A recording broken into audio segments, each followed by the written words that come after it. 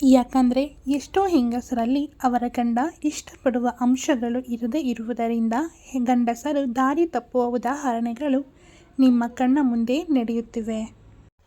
ಹಾಗಾದರೆ ಗಂಡಸರು ಬೇರೆ ಹೆಂಗಸರನ್ನು ಇಷ್ಟಪಡಲು ಮುಖ್ಯವಾದ ಕಾರಣಗಳೇನು?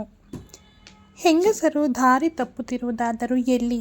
ಒಂದು ಸಂಸಾರ ಚೆನ್ನಾಗಿ ನಿಭಾಯಿಸಿಕೊಂಡು ಹೋಗುವ ಹೆಣ್ಣು ಗಂಡನ ಕೆಟ್ಟ ಚಟದಿಂದ ಸಂಸಾರ ಹಾಳು ಮಾಡಿಕೊಳ್ಳುತ್ತಿರುವುದು ಯಾಕೆ ಎಂಬುದನ್ನು ತಿಳಿದುಕೊಳ್ಳೋಣ.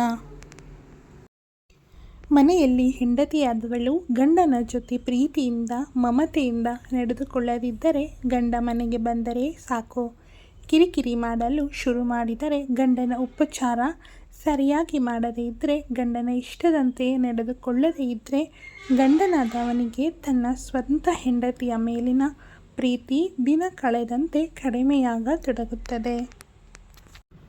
ಮುಖ್ಯವಾಗಿ ಹೆಂಗಸರು ಗಂಡಸರು ಕಣ್ಣಿಗೆ ಸುಂದರವಾಗಿ ಕಾಣದೇ ಇರುವುದರಿಂದ ಪತಿಯಾದವನು ಬೇರೆ ಹೆಂಗಸರ ಸಹವಾಸ ಮಾಡುತ್ತಾನೆ.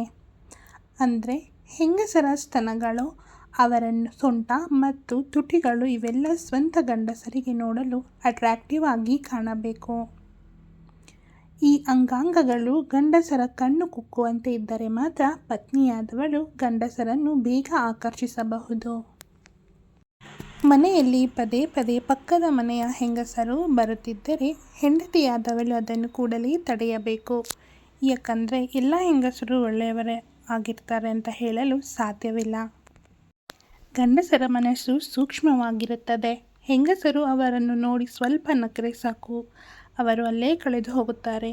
ಈ ಒಂದು ಸಣ್ಣ ತಪ್ಪು ಒಂದು ದಾಂಪತ್ಯವನ್ನು ಸಲೀಸಾಗಿ ಹಾಳು ಮಾಡಿಬಿಡುತ್ತದೆ.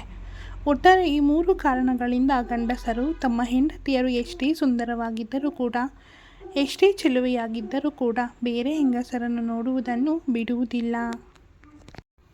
ಆದ್ದರಿಂದ ಹೆಂಡತಿಯಾದವಳು ಈ 3 ತಪ್ಪುಗಳನ್ನು ಸರಿಪಡಿಸಿಕೊಂಡರೆ ಗಂಡನಾದವನು ತನ್ನ ಸ್ವಂತ ಹೆಂಡತಿಯನ್ನು ಬಿಟ್ಟು ಬೇರೆಲ್ಲೂ ಅಲ್ಲಾಡುವುದಿಲ್ಲ.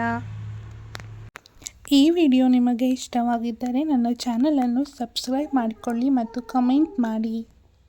Thanks for watching.